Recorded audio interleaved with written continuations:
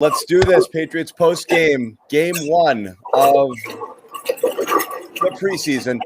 Evan Lazar in Foxboro. Evan, you got a little – what's going on behind you? Oh, I don't know. Someone moving some plates, it looks like. It's like sleigh bells. Yeah.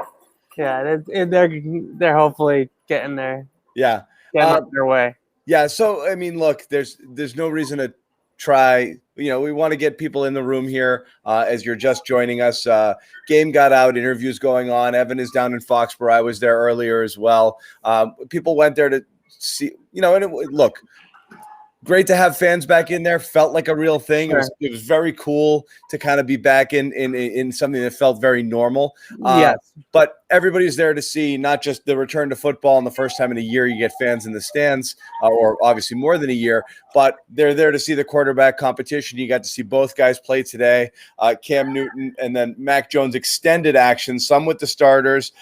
Got at least one rep with the offensive line, and then some offensive starters beyond that carried well into the second half. And so he played with second teamers, third teamers. We got to see a little bit of everything. We got to see him run a no huddle. So just first impressions, Mac Jones, what you saw. And I'll say right out of the gate, results aside, the one thing that is very clear, it looks like a Patriots offense when Mac Jones runs it, less so when Cam Newton runs it. I think that's pretty clear, but I don't know what you're seeing when you're watching Mac there. Your overall thoughts on his night. I would say the two things that stood out the most to me were, number one, poise, right? Yeah. It doesn't look too big for him. He looks comfortable out there. He looks like he's in command of the offense. The second thing I would say is his accuracy. I think everybody gets caught up in actual ball placement when we study accuracy and charting. Where is it an accurate ball? Is it an inaccurate ball? Right. With Mac, what I consistently see with him is he just has a really good understanding of where the ball needs to be, on top of the fact that he has a good ability as a thrower to get it to that spot, right? So I think the most important thing that you see out of him is just thoughtful accuracy, which basically is a fancy way of saying he puts the ball where only his receiver is going to catch it. It's either going to be a catch by his receiver or it's going to be incomplete. And he's not putting the ball up for grabs. He's not throwing it into coverage. He's not throwing it into traffic. And I think the two throws that really stood out to me were the first one being on that play action pass to Kendrick Bourne on that dig route right early on. I think it was his second or his third throw when he got in there. He sells the fake, hits the top of the drop, makes a decisive decision about where he's going to go with it, and then fits the ball in between four defenders. In traffic, a tight window, Right, that's an NFL throw, and that's the timing and the rhythm of the drop-back passing game on that particular play is what the Patriots want it to look like. Right, that's the way it's supposed to look. It's all timing, too, because, I mean, to be fair, he's not drilling that ball in there either, so the timing has to be perfect in order to get a ball in between those receivers, and you have to throw it with a lot of confidence and poise because there's not a lot of RPMs on that ball. It just isn't what he does. I assume the second throw is going to be the would-be touchdown to Wilkerson down the sideline. So that was a good throw, but it actually wasn't the second throw, and we can talk about that one in a second. Yeah. It was another one to Wilkerson, though, and it was later on during that no huddle 2-minute drill that the Patriots ran right out of the gate in the second half. So 3rd and 3, Christian Wilkerson is running a little kind of hitch route. He might have had a little bit of an option on it. Only he could tell me that. And Mac Jones sees, first of all, just to go through the read a little bit. The first thing that Mac Jones sees is that the linebacker, the off-ball linebacker in the middle of the field, is in man coverage on the running back. So that the running back's route into the flat is going to pull the linebacker underneath from out of the way of the Christian Wilkerson route. Right, so that's number one. Is okay. The linebacker isn't dropping underneath the route. He's going to move out of the passing window. Check. The next thing that he reads is that the defender that's on Christian Wilkerson in man coverage is sitting on Christian Wilkerson's inside hip, right? So what does Mac do when Christian Wilkerson starts to gather and get into his break? He throws the ball with anticipation, so the ball comes out quickly, right? Gets it there and with anticipation so that when Wilkerson turns around, the ball is right on his outside hip, away from the defender to his inside. So that's the type of quick processing and ball placement against underneath coverage or against those shallow coverages, right, on those quick throws that you really want to see out of a Patriots quarterback, and in particular a guy like Mac Jones, who is going to live with a lot of those types of throws. He averaged about 7.6 air yards per attempt, right? Or average depth of target. He wasn't exactly airing it out, right? He had the one throw to Wilkerson. He had the one throw he tried to hit Gunner on down the field. Those were the 2 times where he threw the ball over 10 yards in the air. But those quick decisions, the good accuracy and the underneath throws, that looks like the Patriots offense. It looks like the Patriots offense. What we can't see, and again, I was there for a bit of it in the first half. But we do have the luxury of being able to see the field better, obviously, when you're at the game there. So you can't see on TV whether or not, he makes a throw if he missed somebody open. And so are any of those situations where, he might have been able to press it downfield and he took the easy check down? Was Mac being exceedingly cautious or conservative, or was he just taking what the defense was giving him? I think he took what the defense gave him beautifully, honestly. And the check down to J.J. Taylor was a great example of that. A couple of them. The coverage goes upfield, right? And the linebacker level, the second level of the defense, is trying to drop underneath those intermediate routes, which is really where Mac is trying to go with the football. And the defense knows that, right? The defense knows that he's going to attack that area between the numbers at the sticks, and that's where the Patriots want to live. So they kind of back off, right? And then instead of just holding the football and trying to see if somebody comes open at the second or the third level of the defense, he dumps it off to J.J. Taylor, and J.J. Taylor ends up running for 11 yards on the check down, right? Because those linebackers aren't able to close on him quick enough because Mac gets the ball out so quickly. So those types of quick decisions and getting the football out and knowing, okay, this is what the defense is giving me. This is the best option that I have on this particular play. I don't want to call it Brady-like because that's unfair to him, but that's the type of timing and rhythm and just sort of the idea of the whole offense, right? That's what the objective that Josh McDaniels is trying to get across to Mac Jones. Now, I thought the moments where he did have a few slip-ups, the slant/under route that he threw on third down, that was a lightning quick decision that he probably should have looked to try to hit a longer route down the field. It was a 3rd and 6 on the third down where he took that was probably the one where that play was going nowhere. Even if he hits it, he needed something more than that, and that was a bad read probably. He seemed to dictate a lot of things that he was doing pre-snap, and before that he hit Christian Wilkerson on a little comeback route on 3rd and 5 or 3rd and 6, and he was able to convert it and get it past the sticks. It was slant flat to the right side for him, and then he had the backside route with Wilkerson, and he saw the one-on-one with Wilkerson and said, I'm just going to attack this matchup over here. Yeah. And there was numbers for the defense to his right with the combination. And he said, I'm going to attack this matchup over here. And it worked out for him on that. The next time he kind of went back to that well again, and it sort of seemed like a little bit of a force. The other thing I would just mention, and this is one throw and one minor little detail, but he threw a ball in the flat to Jakob Johnson, and Jakob Johnson made a nice catch. The reach down for, but it was behind him. He made a nice catch on it. And I wouldn't say that it was, I'm not going to nitpick the throw in terms of the accuracy and things like that. But if you watch Mac Jones's feet, he was so mad. If you watch Mac Jones's feet on that particular play, his dropbacks from under center, I think, is still a work in progress for him. And it's not something that he did a ton at Alabama. Yeah. This was a quarterback that operated in the shotgun over 90% of the time in college. So I think that you watch his footwork on play action drops, it looks pretty smooth, but straight dropbacks from under center like that particular play, they're not going to happen a lot. Maybe they'll do it 2 or 3 times a game, but they're not going to happen a ton. And we saw that a little bit as of a struggle there on that particular play. But the last thing I wanted to say about Mac is just, especially in that no huddle sequence in some of the series that they got into in the second half, you definitely saw a script for Josh McDaniels with Mac Jones, right? You saw the Mac Jones offense sort of come to fruition there. They ran a couple of run pass options. They ran a quick no huddle, high pace, short passing attack. You saw what the vision was a little bit. They did tip their hand, I thought, just a tad of this is what it's going to sort of be like when Mac Jones is the quarterback, and it looks like an offense that he can run pretty well. Well, so again, in addition to people will always, you're going to analyze the performance and nitpick it. And, we do this at training camp and everyone's charting completions and plays. And this guy was good today. This guy was good today, and back and forth. But reading the tea leaves just into the choices they made today, which was give Cam his series and then let Mac run, and then and have Mac do everything. And again, this has been, I think, clear from day one of training camp. It is clear they are trying to see whether he's ready for this job, and they're throwing every single thing possible at him. And tonight seemed like another case of that, which is go try it. Run with the ones, run with the twos, run a no huddle. You're out there, kid, go. And he just did. Right. And that's, I think, a really good point about the no huddle element of it. I thought was important. And Belichick mentioned after the game, he was asked why no huddle in that situation.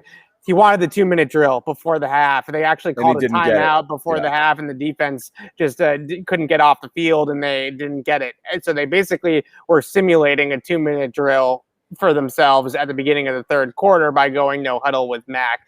And then the other thing that I think was really important was that one series that he got with the starting offensive line, because they could have waited and they could have put Mac Jones in the next series, or they could have just pulled the starting offensive line then and there. But they didn't. He got a series with Trent Brown, Shaq Mason, Ferentz, Onwenu, and Wynn. And I think that was telling. Now, Cam's the starter, right? I mean, Cam was the guy that started tonight. He is the guy that's running with the ones in practice. He's the guy that's running with ones in pregame warmups. He is the starter right now. But when you see it, I mean, when you look at this offense, the Patriots offense comes out when Mac Jones is in the game. And secondly to that, you definitely see them giving him all the opportunities they possibly can to have him run through that door, right? And he's going to have to knock the door open. He's going to have to kick it in, right, if he's going to take the job week one. But you see them giving him that chance, and I'm really fascinated. I'll be out there in Philadelphia early next week. I'm really interested to see in those joint practices how much run Mac gets against the Eagles starting defense next week. Well, my philosophy is a little different than yours, Evan. I know you'd say he has to win it. Part of me thinks he has to just not lose it. Not to say it's his. He has to look like he's not lost. I think ultimately, if they think he's going to be their starter in week 3 or week 4 or week 5, there's no reason to not make him your starter in week 1. I don't think he's going to get better between week 1 and 4. All you're doing at that point is waiting for Cam Newton to fail, because Mac's not going to impress you in practices during that time. He's not going to get any better. So you're going to know. If he's ready in week 4, he's ready in week 1, because he's probably going to be the same guy. You're really just rolling Cam out there so he fails and waiting for him to fail if Mac is going to be your starter. So my opinion, I believe if they think it's close, it makes sense to just roll the dice with Mac.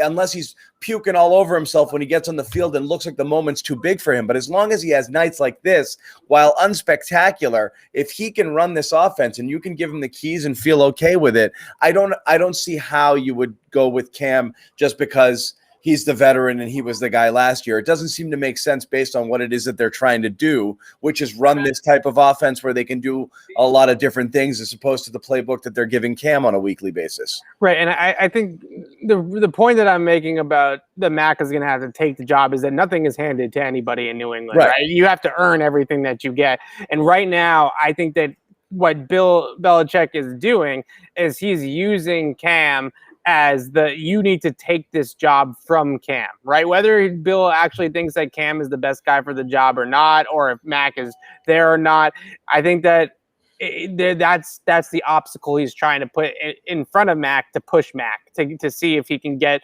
what he wants out of him. And I don't know. I think there is some elements to, and I've done some research into this in terms of when do first round quarterbacks actually start games in their, when's the sort of that line of time when they finally get into the games? Now, sometimes you have the Patrick Mahomes example, right, where he sits behind Alex Smith for an entire year and doesn't play until his second season.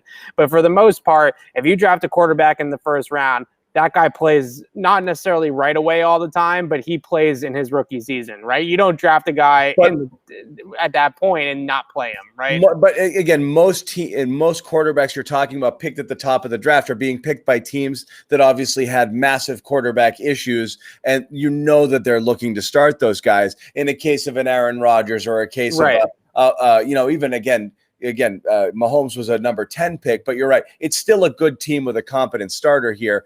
The demarcation line usually seems to be right around the time where you feel like you're out of contention or, and you're like, well, we have nothing to lose. Let's let the kid grow. But the Patriots don't want to do that this year. You don't want to go 1-3 with Cam before you pull the trigger there. You want to put a guy out there who you think gives you the best chance to win. Who do you think at this moment that person is? It's hard to tell because, and I know this is a cop-out answer, but it's hard. Seeing Mac Jones out there against Washington's 2s and 3s and sometimes even 4s there, I think at times in the third quarter, you don't want to overreact to a preseason game where he's playing mostly 90% of the guys he's going up against are backups. So you don't want to sit here and say that he's ready to take the mantle just yet. But I think from a stylistic perspective, I've always said this, and I said it from the day that they drafted him. Mac Jones is a better stylistic fit in the type of offense that Josh McDaniels wants to run than Cam Newton. It's just that simple. It's not saying that Cam is bad. It's not. I don't think that Cam stinks. I think Cam has improved a lot on the margins in training camp this year. But I do think that the offense runs the way that McDaniels wants it to run with Mac. He sees the game the same way. He gets the ball out in a timely fashion. He does everything that you want a quarterback to do within the structure of this offense. And we talk a lot about Brady comparisons, and you can take those or leave those. The guy that I constantly see when I see Mac play out there, a lot of Pennington comps, but I'm going with another quarterback that wore number 10 for the Patriots not too long ago. Yeah, he looks a lot like Jimmy to me. He's actually, if you put them side by side based off the measurements, they're about the same size, right? And they both have quick releases. They both throw within 20 yards extremely well. They throw a good touch down the field, but they're definitely known for quick processing, get the football out, accuracy within 20 yards, that type of stuff. And I think that Mac might be a better deep ball thrower when it's all said and done than Jimmy, but I'd see comparing him to Brady is totally unfair, right? So if you're going to try to make a comparison to a viable NFL starter right now, I see a lot of Jimmy G. Fair enough. And I think that's not a terrible comp. I actually still think there's a 10% chance Jimmy G is on the Patriots before this is all over. Your thoughts on a very limited performance, Cam? And again, first drive stalls out. Obviously, he didn't get a lot of help. Certainly not from Isaiah Wynn, who who I thought might have to look for another job after Chase Young. I actually didn't even, just on that play alone, did it look like did Wynn hear a whistle or something? It looked like he stopped playing. Yeah, I do think it's really important because I know a lot of Patriots fans on Twitter and even Patriots commenters here in the comments section are talking about how Cam can't see blindside pressure and can't hang on to the football. I mean, Chase Young just made a Chase Young type of play. He killed him. I didn't understand. Like, it looked like Wynn stopped completely there. Yeah. It was a punch dip move, right? You get into the guy, you punch him, and then you dip around him and get out around the corner. And Cam, when he kind of set the protection there, he's expecting Isaiah Wynn to block his guy, right? And so there's no fault. At least a little longer, right? There's no fault of the quarterback there on that particular play. So I think that's important to mention. I think what we saw from Cam though, in at times was the underneath route to Johnny Smith, for example, where he gave it to Johnny, laid it out for him, and allowed him to catch and run with it. It's not a long throw. It's not a throw it's not a 40-yard bomb or anything like that. But the timing of that play, the fact that he put it on him where he did, I think there were some improvements shown in that little glimpse in that little throw. But the one thing that I see, and when I sit there and I see the bird's eye view of things, is, and look, I think the most important element to mention here is the Patriots offense against Washington's starting defense tonight was minus Nelson Aguilar, who's the deep threat in this offense, right? So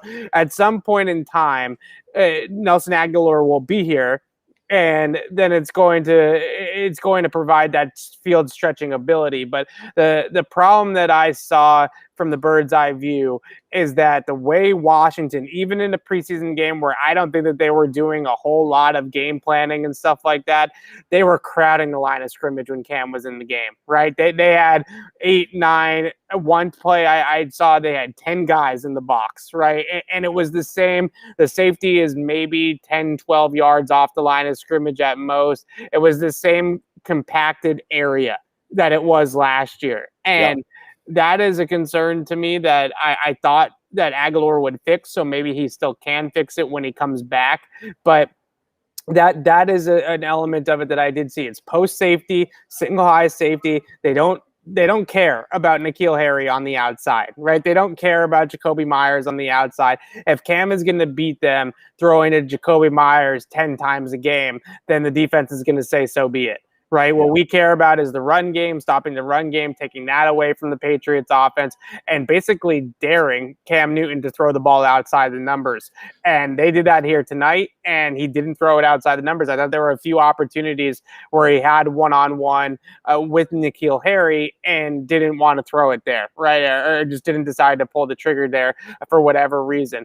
But I don't think that we can look anything into what Cam did out here tonight, because I've seen enough out of him in training camp to see real improvements with his timing in the offense, his understanding and grasp of the system. Because of those things have improved, I have seen better accuracy out at practice from Cam because he's making quicker decisions. He's going with the right places with the football. So I base this game, to me, it's a total wash. I don't think that we can learn anything whatsoever from this game.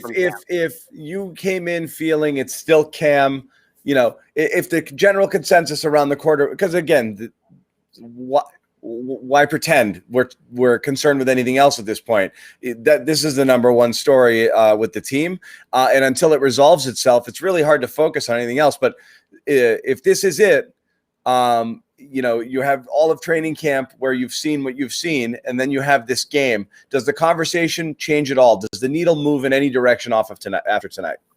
I've been thinking the needle's been moving in Mac Jones's direction for a couple of weeks now. I guess I should say a week now, right? Okay. Really, once he sort of got over that first padded practice for Mac Jones was not particularly good throwing the football. But then in the second padded practice, third and fourth padded practice, he started to really get a grasp of the speed of contact live football at the NFL level. And I think it just took him maybe a practice to kind of get a feel for it and understand what he was going to be up against. Now that he's really, like I keep on saying, it's not necessarily, I don't think Cam Newton's a bad quarterback. I think Cam Newton can still play in this league.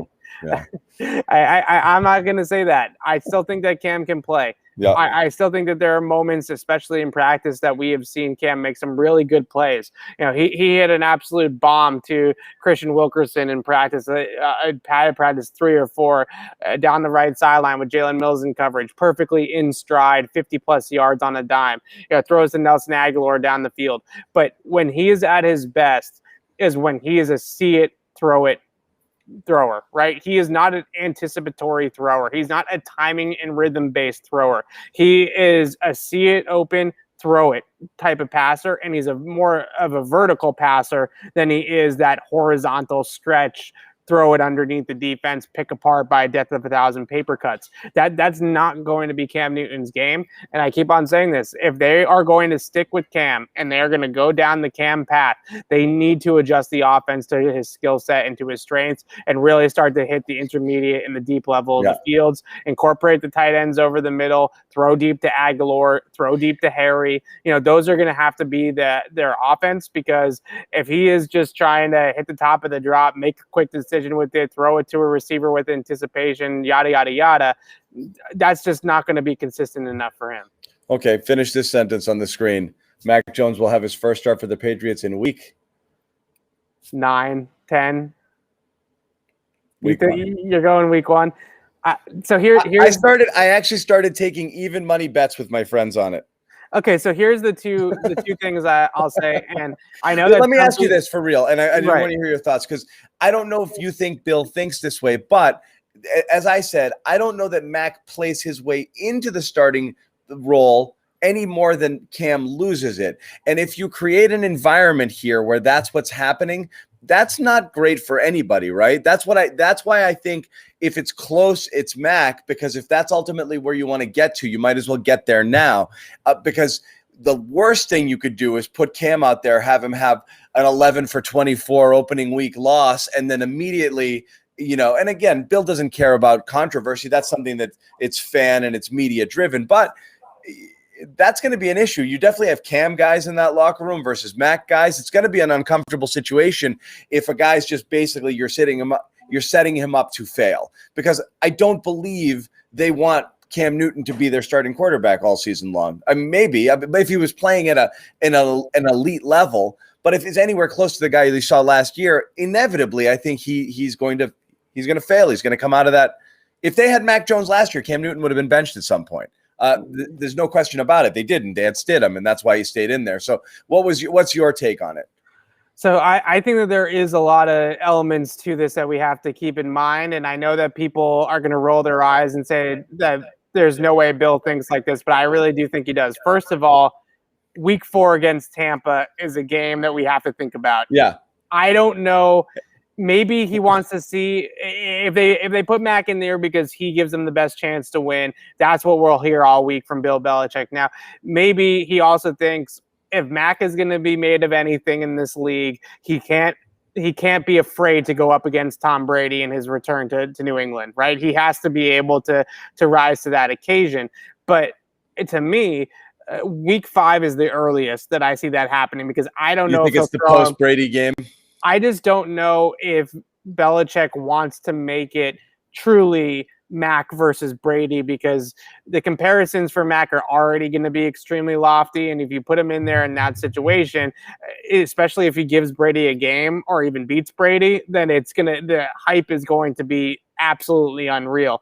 The other element that I think is important, and again, I know that this feels ridiculous, but week 8 in November, Cam Newton goes back to Carolina, right? And that's his homecoming and his game back in where it all started, and his version of the Patriots for Tom Brady to a degree.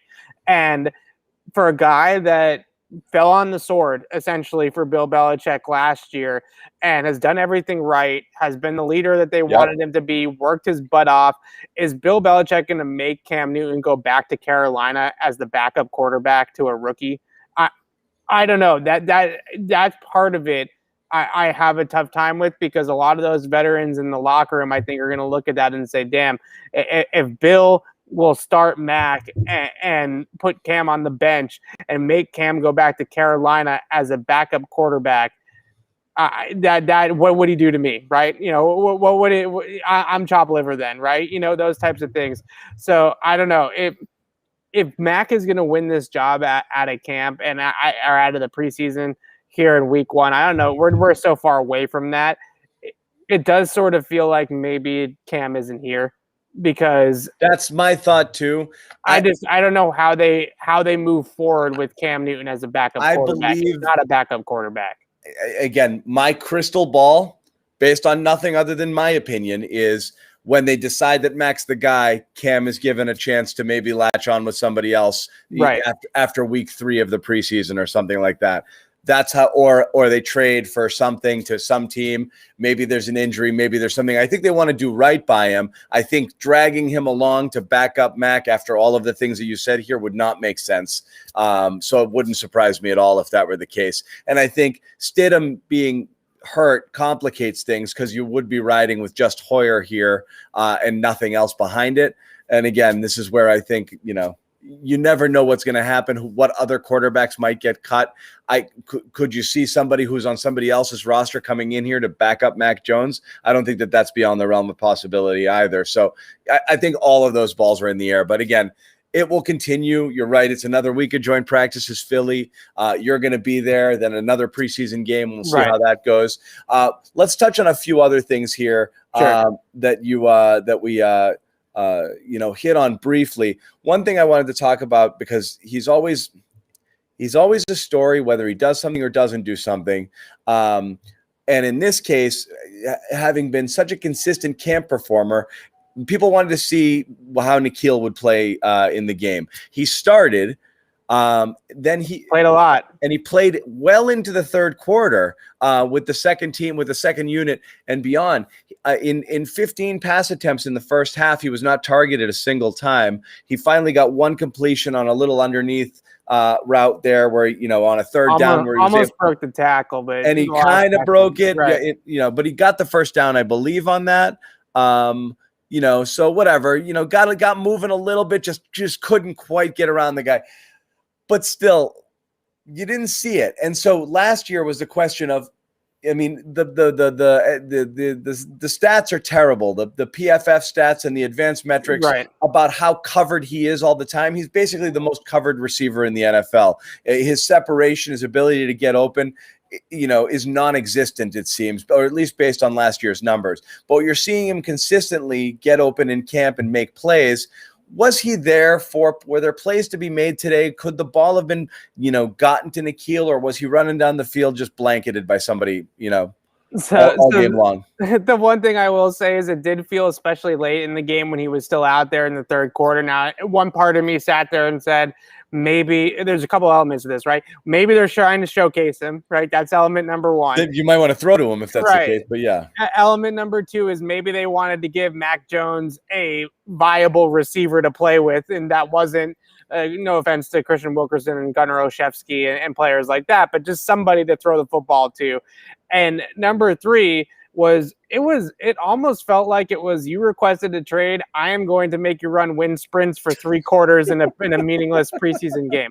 I know that's sort of like conspiracy-ish, but that's seriously what it felt like to me at some point, because they weren't throwing him the football. 98 degrees, you're playing all game long, and I'm not giving you the ball. And I'm not going to throw you the football. So the only time where I thought that maybe they had an opportunity to push the ball to him downfield a little bit was there was 2 plays early on in the game when Cam was at quarterback, and I had mentioned that the safety over the top is in the middle of the field, and they just didn't care at all about the outside receivers. And they left N'Keal on an island at least twice, with just him in the corner all the way to one side of the field, and there was no safety that's going to alter any throw over the top, and Cam just didn't look his way or didn't go his way with the ball. I thought maybe they could have thrown the ball up there at some point to him just to see if he could go up and get it, but he continuously looks more explosive off the line.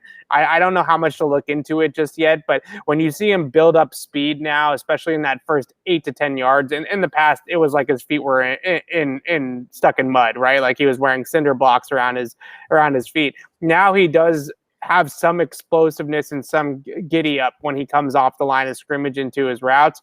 So hopefully that can develop into more production for him down the road, whether it's here or someplace else. But tonight it kind of felt like he was just out there running wind sprints for the Patriots on the outside. And he was playing the X receiver spot without Nelson Aguilar. So I think it's pretty clear that he is the backup X right now, and they might not view Kendrick Bourne or Jacoby Myers as a true X, and he might be on this team in that role. So, but if you're starting in 2 receiver sets with a full healthy roster, you think it's Aguilar and Myers with Bourne as your third receiver, right? You would think so. And then obviously with the two tight ends, you would hope Hunter Henry would be back for week 1. And Right. that was how the offense would roll. That's sort of what it felt like they were trying to do with 21 out there tonight with Jakob Johnson. Yep. It just sort of felt like that a little bit. But I think that the biggest thing that you saw in terms of Aguilar being on the field in practice is what I mentioned earlier about the safety over the top, right? When you have a guy like Nelson Aguilar who can actually run deep routes and get open down the field and has legit NFL speed, it makes the safety alignment a little bit different, right? It makes the offense a little bit less condensed. And out here tonight, that starting unit with Cam, obviously they missed Hunter Henry, but I thought that even more so to a degree, they missed Nelson Aguilar because they just didn't have a field stretching element at all. Especially with between Harry and Myers, there's just, you don't have anybody who's right. at all a threat to run by you on the outside there. So last thing, again, sticking with, defense, hard to say here. Anything that you liked on the defensive side of the ball? It's, again, a bit of an incomplete. You're really shorthanded in the defensive backfield. This is an issue with or without Stephon Gilmore. And will continue to be until that gets resolved. And even after it gets resolved, because they don't really have a lot of depth there. You've got Jalen Mills is covering Terry McLaurin to start the game. Yeah. That's one of the best receivers in the NFL. And Jalen Mills is like a safety nickel corner. I'll play all over the field. Not traditionally the type of guy that you would place on, another team's top receiver and say, hey, follow this guy around. So that's certainly not a recipe for success. And you have JC in there. Duggar, I thought, again, not looking great in coverage. And this is something that you've seen before. They might have some issues covering back there. And again, you didn't see, it wasn't exploited really tonight, but you got, a couple of series out of the Washington starters, and then that was it. And then, not much else beyond that, but that's definitely something to look at in this defense where, a lot of people are talking about this could be a really, really good defense. They got to shore that up, I think. So the front seven, I think, is good. Deep in droves. They have all sorts of depth. They have all sorts of flexibility. They can play a lot of different ways. Sure. And Josh Uche, I think a lot of people that we've been hyping up Josh Uche since the spring, you saw some of those flashes out there tonight, a couple of pressures.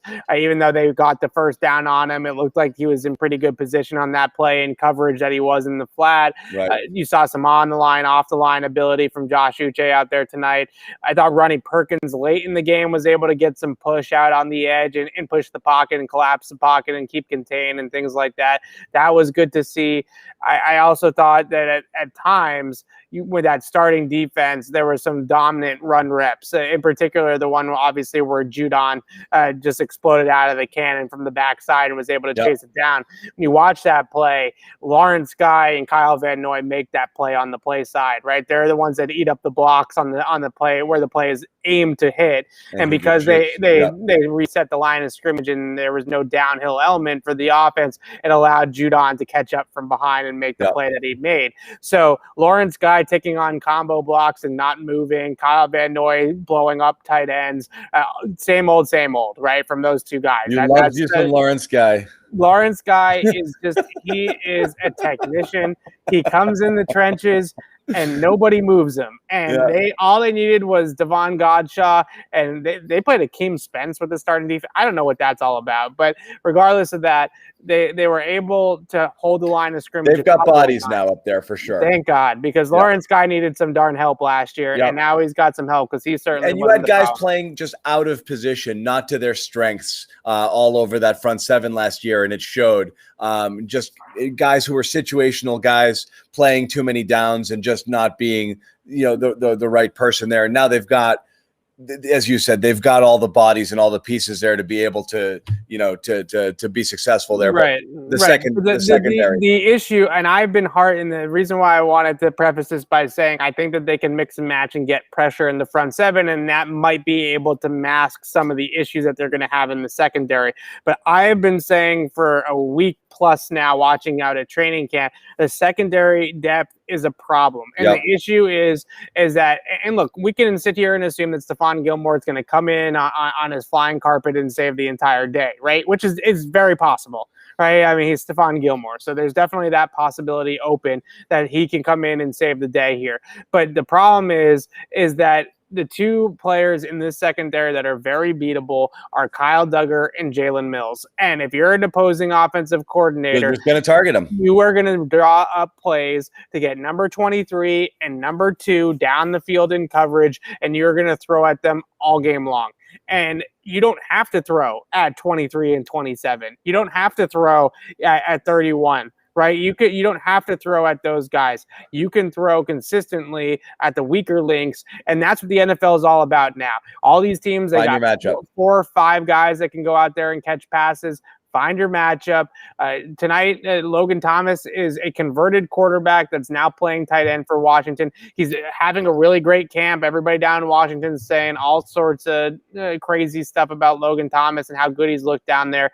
But Kyle Duggar on that particular play gets back shouldered. It's a tough play. He's got inside positioning, inside leverage. They made a nice kind of call. He wasn't able to turn his hips to follow him when he broke outside, nor did he turn his head. As soon as Thomas made a move, Duggar just kind of floated. I mean, he wasn't even close to defending that play.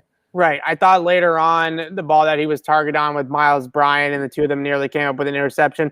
Much better technique in that coverage there. So it all depends. You know, they play the leverage based off of the split of the receivers. So the tight end, Logan Thomas on the first one has got that condensed split, and that means inside leverage for the corner, and that does make the back shoulder with that much room to the sideline. And you throw a back shoulder fade with all that green space over there. That is hard to defend. But Jalen Mills gets burned by Terry McLaurin. That was no contest. Kyle Duggar gets burned by the starting tight end of Washington, comes back later in the game and kind of makes some progress there a little bit. But you look at sort of those weak links in the secondary, and they exist, and then they have no depth, right? And so if Stephon Gilmore gets hurt, if J.C. Jackson gets hurt, then they're going to have problems with depth. And Juwan Williams playing till the final whistle tonight, really, he was up at the podium and everybody kind of made him a player of the game because he had the pick and defended the 2-point conversion. But in reality, that's a problem, right? That Juwan Williams is supposed to be the guy and he's playing. Yeah, and it is a problem. And these are you know, these are just demoralizing sort of things that happen to your defense. Everybody, you play well, and then you're just not able to get off the field on third down because you're giving up completions like those to Thomas or to McLaurin because those guys are just going to get beat because you're going to find a matchup out there. And you can't hide those guys anymore. As you said, every team's got 4, 5, 6 guys they can throw out there. They're going to find you out there. So those weak links do get exposed. I don't know how you solve that depth. I'm not really sure what you can do there. From outside. And I think the one guy that you're going to really, you see that they miss already is a guy, just a guy like Jason McCourty, who is not a flashy player by any means, but he's consistent. He's reliable. You know what you're getting out of him every single Sunday. And they thought that Jalen Mills was sort of a younger option there, a younger Jason McCourty that can play a little safety. He can play a little corner, basically do exactly what Jason McCourty did here for the last couple of years. And he's 10 years younger, right? Or whatever it is. And I think that that's something that they were hoping for. And I've just watched Jalen Mills, even if he's not at corner, right? Everybody wants to say, oh, well, if he's not going to be an outside corner because Stephon Gilmore is going to be here. Okay, but if he's guarding somebody in man-to-man coverage, he is getting beat, whether it's at outside corner, inside the formation, safety coming down to take a tight end, whatever the case may be. He's not a good coverage guy. He hasn't been a good coverage guy in Philly. Nope. He's not a good coverage guy here. And that is a concern that I have moving forward with this team. I didn't get this. I didn't get the signing to begin with. I know Bill likes his versatile type players, but you're worried that this is kind of jack of all trades, master of none sort of player here, and that's fine if you're using them situationally or as depth, but not great when they're starting or on the field a ton. Critical times and critical matchups. So I'm with you on that. That does worry me a little bit there too. So we'll see how that goes. Other guys who flashed, I don't think these are people who are going to make the team. Wilkerson, again, had a good game. They targeted him a ton. Yeah. Targeted heavily. He can get open. He runs good routes. Yeah, and we were kind of saying the same things about Jacoby Myers, where we're like, but it's Jacoby Myers. He's not going to make an impact. And then he became your best receiver. So yeah. He can. Christian Wilkinson can definitely get open. He's gotten open consistently in practice.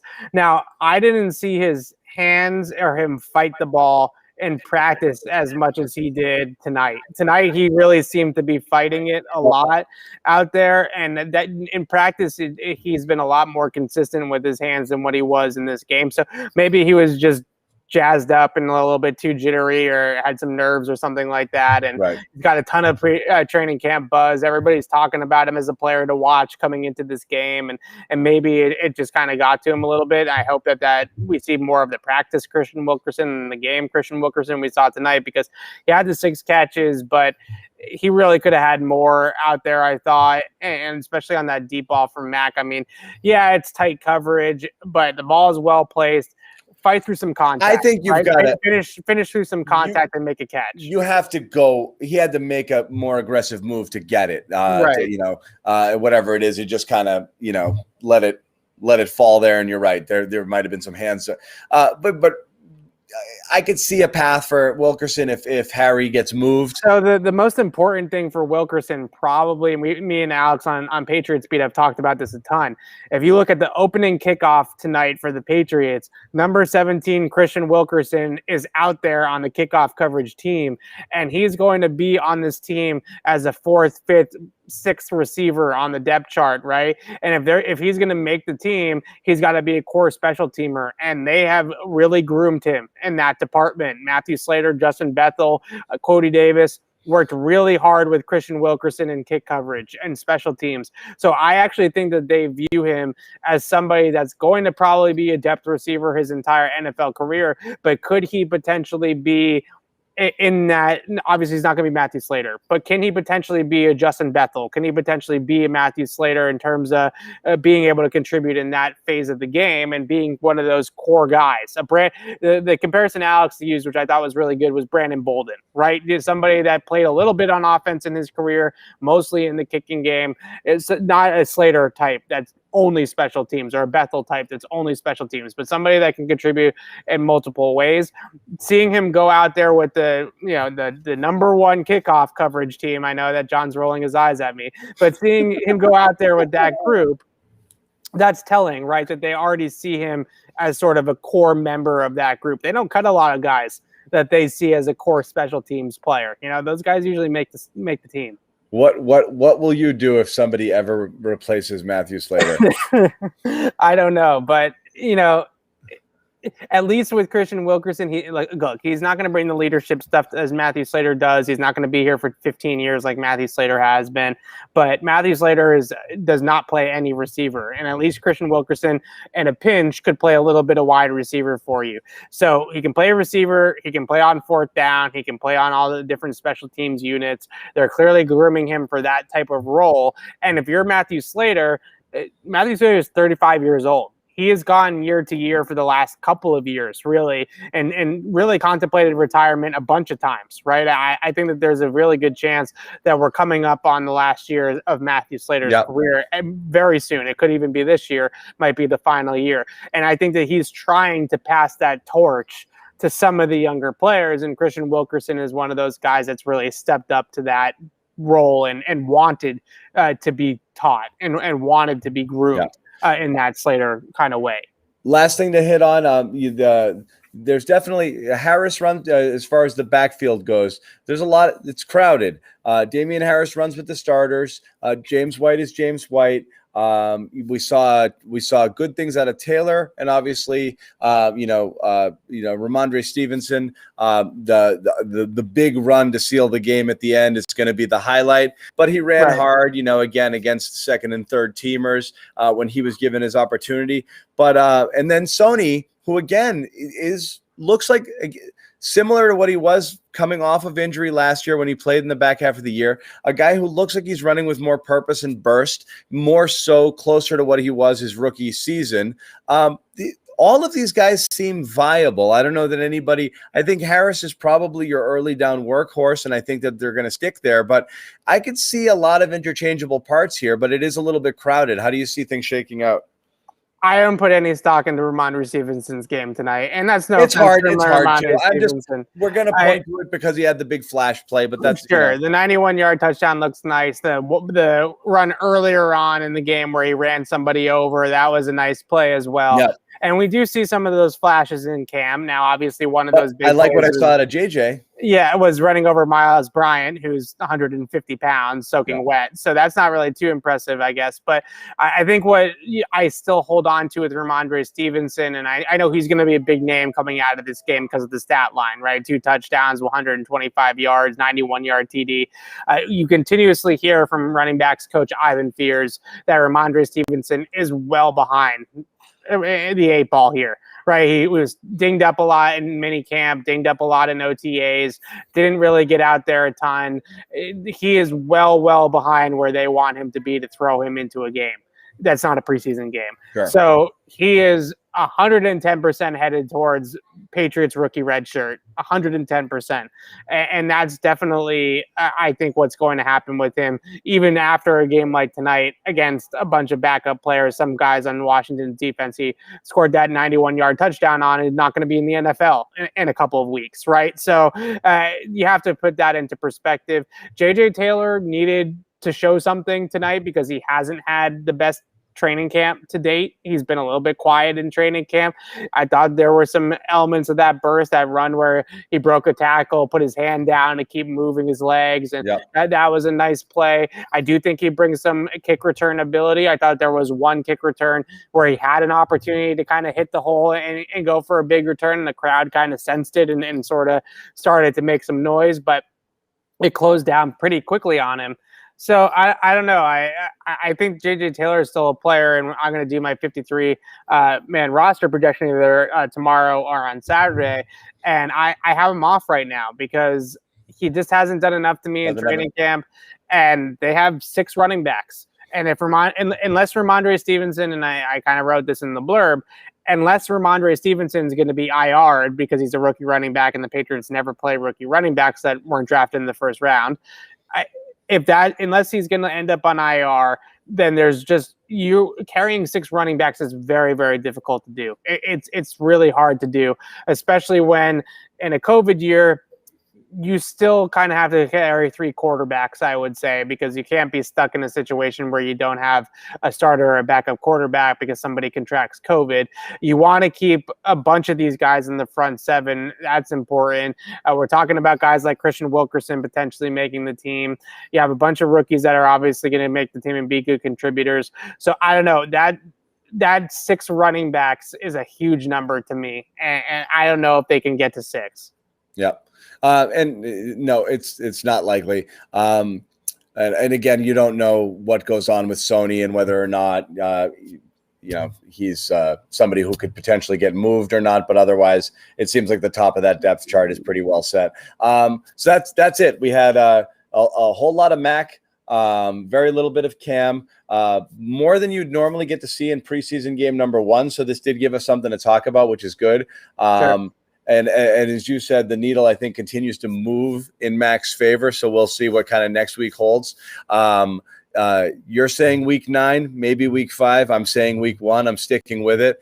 I think you're gonna start getting closer and closer to week 1 as time goes on. Bill Belichick says real football starts around Thanksgiving. So my theory is that he's right around then is when they're going to want to start to make a push, right? And I think they kind of are going to hope for the first 8, 9, 10 weeks of the season that Cam kind of keeps them afloat and keeps them in the hunt. And then hopefully Mac is ready by that point. You put him in around Thanksgiving, and that's when you sort of make your push. Gotcha. Programming notes here, Evan. You got anything coming up with Alex or anything tomorrow? You doing any Patriots beat? So we'll have Patriots beat tomorrow, breaking down this entire game. Alex and I will go and watch the game back and do all the things that we do post game and tomorrow morning.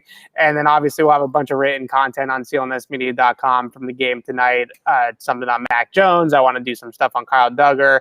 Maybe mention Quinn mention Nordine a little bit because I do think that that's another storyline with this team. So yeah, CLNSmedia.com as always for more written content on tonight's game. Pats beat tomorrow. What time are you going to pod tomorrow? Do you know?